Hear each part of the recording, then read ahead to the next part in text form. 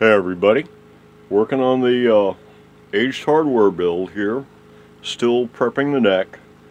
The fret ends have all been filed till they're kind of hemispherical, and now it's time to sand the edges. I've decided I'm going to start with some 600, and yeah, that's where I'm at. So one thing I noticed when I was rounding off these fret ends is that if you can see, there's still like a flat spot on a number of these here. And what that is if you look at the way the fretboard's been rolled, I don't know if I did this or if this was done at the factory. It's possible that I did this, but it was rolled using the method of taking a fret beveling file and actually not just beveling the ends on the frets, but actually continuing to bevel until you put a bevel on the edge of the fretboard and take an additional material off the ends of the frets in the process. And that's the reason why, if we can get this thing to focus again, that's the reason why these guys here are not like, they have these flat spots on them where the end has been beveled off. And you can see here how that's really beveled instead of actually rolled. So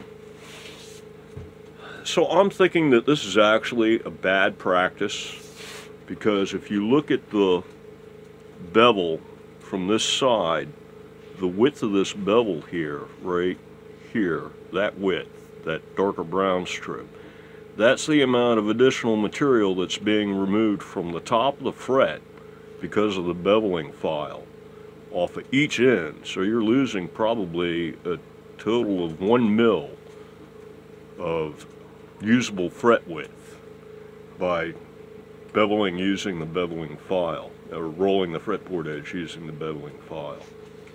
And see, if you don't use the beveling file, and let me get an example of that kind of guitar. Okay, this is the neck. This is guitar number 3. And you can see how this one has been rolled using sandpaper, and it's almost like the thing's been scalloped. It's been rolled so much. And so it's kind of lower here, and then it comes up to the fret, and then up to the fret again. And since it hasn't been beveled, it still has that full width fret on it. And I'm thinking that this is the better way to do things, because you take this and you combine it with the rounding that you've got on these guys, and you really have a nice setup as far as the frets go. So the files can't get right in the middle, which means that some of these won't be as smooth as they could be right where they meet the fingerboard. And so a little 600 should take care of any of that, and at the same time it'll turn this bevel into more of a round a little bit, so it ought to, in general, help things.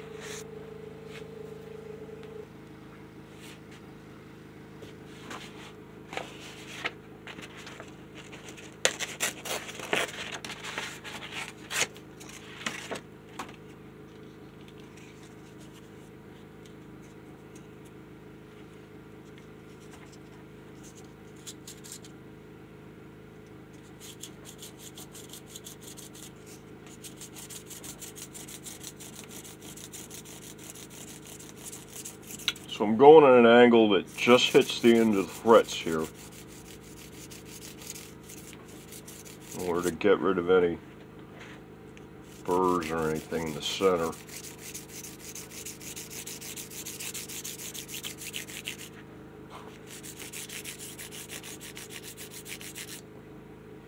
This on camera? Barely.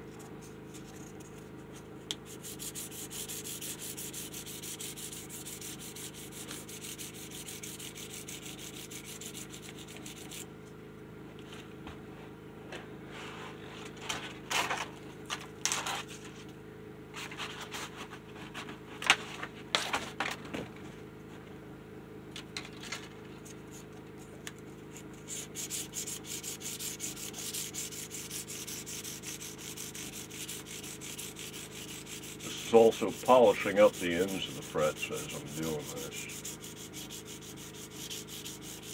So it deburrs, rolls, and polishes all in one fell swoop. And yeah, I'm getting material. See the black there.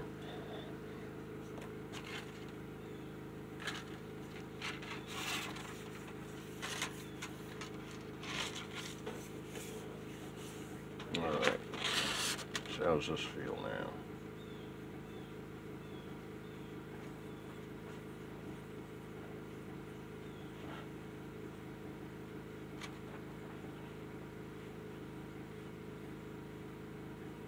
Feels smooth all the way down. So yeah.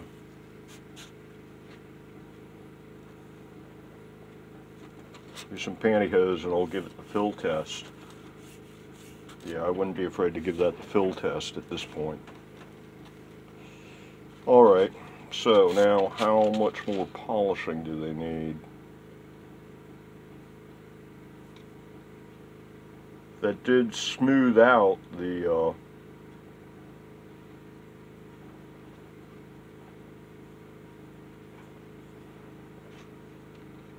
fret beveling file marks. Guess it wouldn't hurt to hit it with 1000.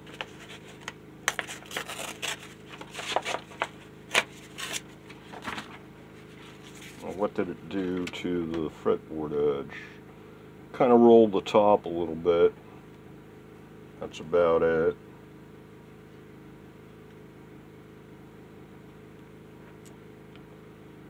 I would almost do it more, but I don't want to mess up the frets any, so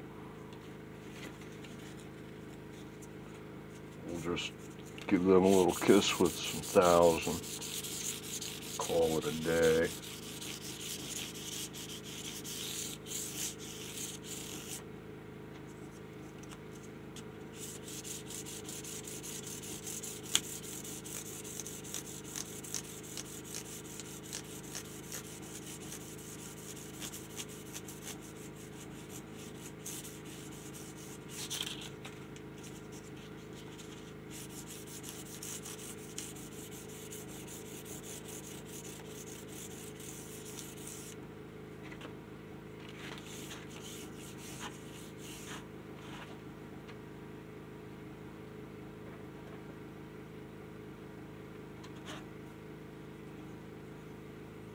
Well, they're smooth and they're shiny. Get you close up here.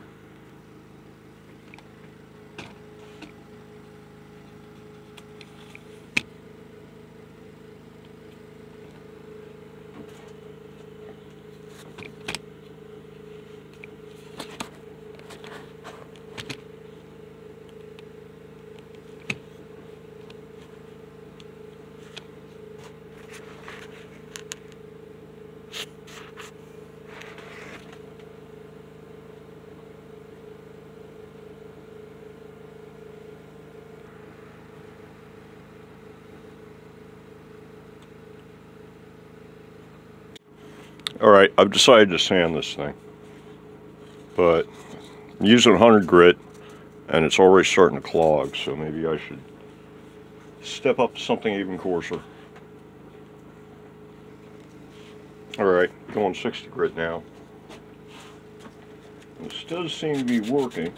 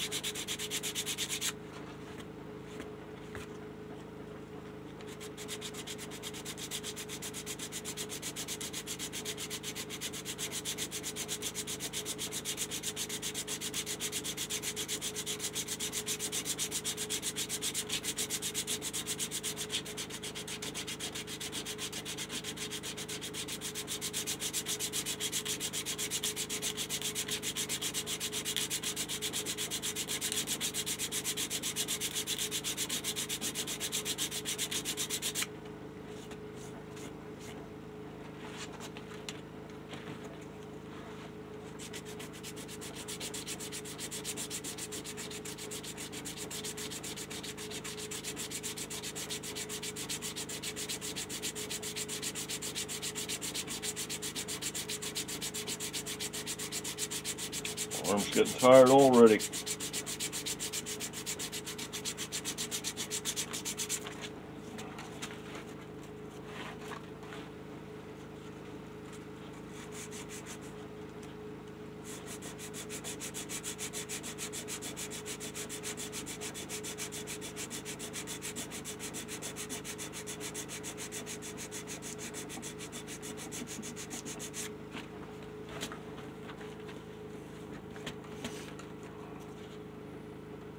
Looks like that's the kind of results I'm going to get.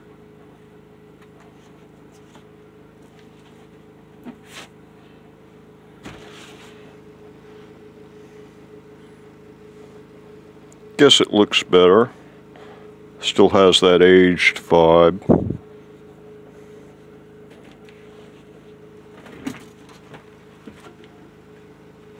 Wonder if it'll take oil now.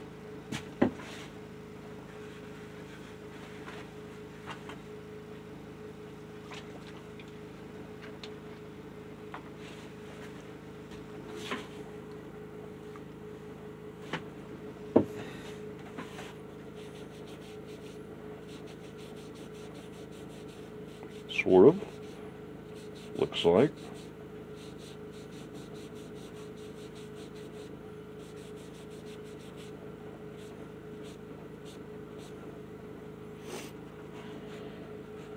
That doesn't look bad.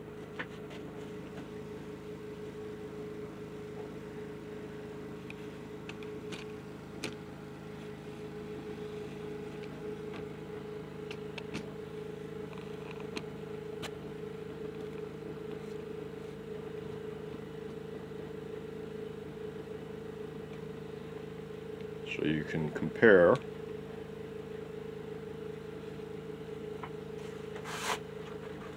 Yeah, I guess it doesn't look bad.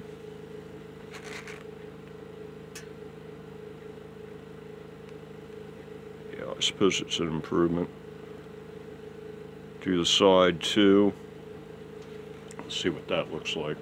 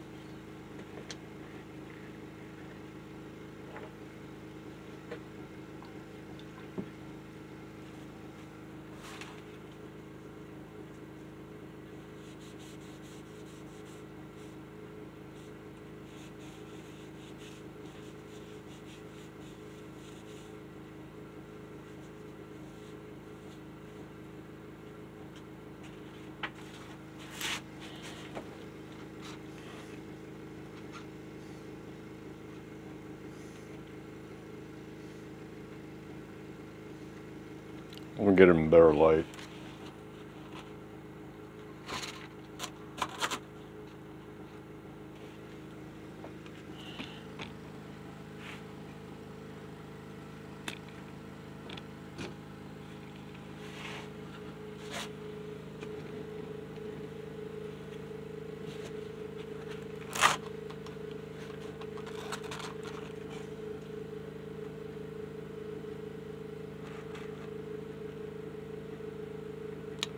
I should take off that little bit right there.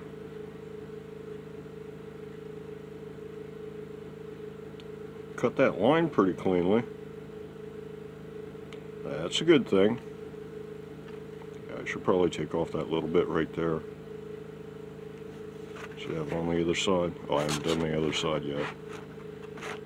Anyway, yeah, so I'm going to sand away some here, and I'll be back. Well, I've hit a snag. I was going to take this wire off, string off, so that I didn't have to deal with this trapeze that's been hanging on the end of this thing since I took it apart while I finished the sanding job here. And this lock is like seized. The knob barely turns and the lock itself doesn't unscrew. So, and it looks like some of these other ones might be seized as well. So, yeah, I think I'm going to have to, this one seems to work. Yeah, I figures the one that's most beat up works. None of the rest of them do. This one actually was in the acid for so long that the entire like cover got eaten away and it just has the inside knob left. But it works. So, and the gears work on it too. So yeah, it looks like I'm going to have to deal with some tuner action here before sanding. Yeah, I guess. Rome wasn't built in a day. Okay, I went fishing for some tuners for this thing. And I was thinking, well, if I got to replace the tuners, I might as well go lightweight if possible. So this is what I came up with for choices. I got a set of Gibson styles. I got a set of banjo styles. One of them will be a round knob and the rest will be like that shape. And I got a whole bunch of these. These are old Fender tuners off of my acoustic 12 string, my Fender Villager. And then I also got this thing, which is a 1x6 for I don't know, something. I think it came off of an acoustic of some sort, but it seems to have the same spacing here, and it's a 6x L, so it would fit right there probably. So if you're going lightweight, it's really all a matter of how much they weigh. So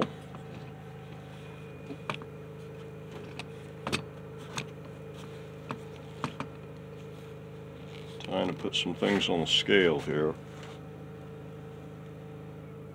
Come on. There we go. Alright, start with this thing. And it's coming in at 97, which would be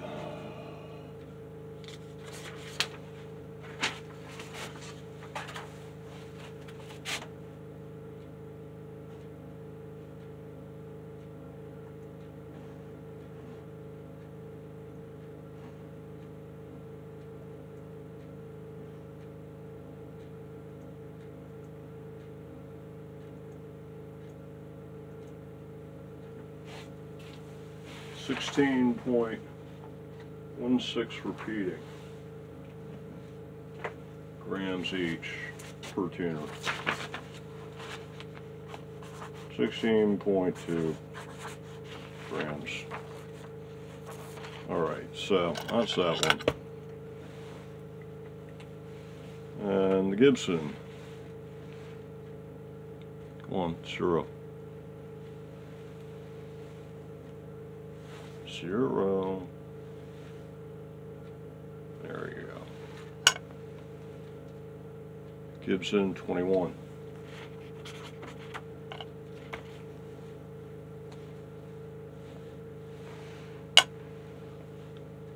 Fender 25.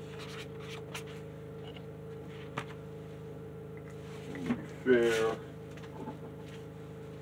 we'll do one of these that's already been modified with the tab cut off. 15. We have a winner. Banjo is definitely the lightest. Even lighter than this thing. Alright, guess I'm putting banjos on it. Then I also dug up a bunch of lock nuts.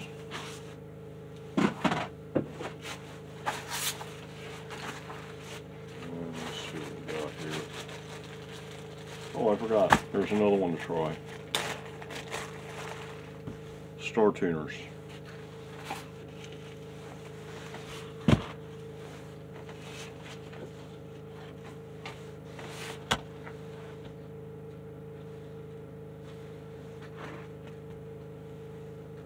Come on, sure. There we go. 16 grams. Just a little heavier. Alright. Banjos still win. Yeah, some hold down bars. And a bunch of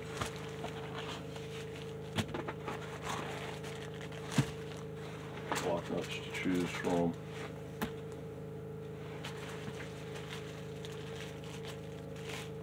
Silver one with a hold down bar.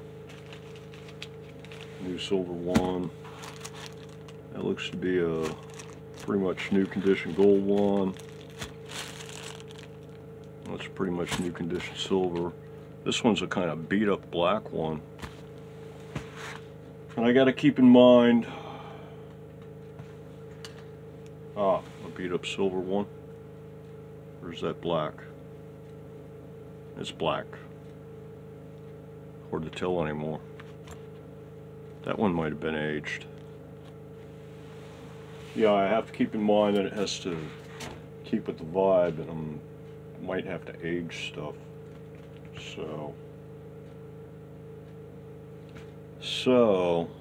And after I got this nut working too, that's going to need to go away, because if you put lightweight banjo types, you lose your locking tuner stability. And with a roller nut, yeah, the roller nut would help, but it'd be better to have a lock nut. So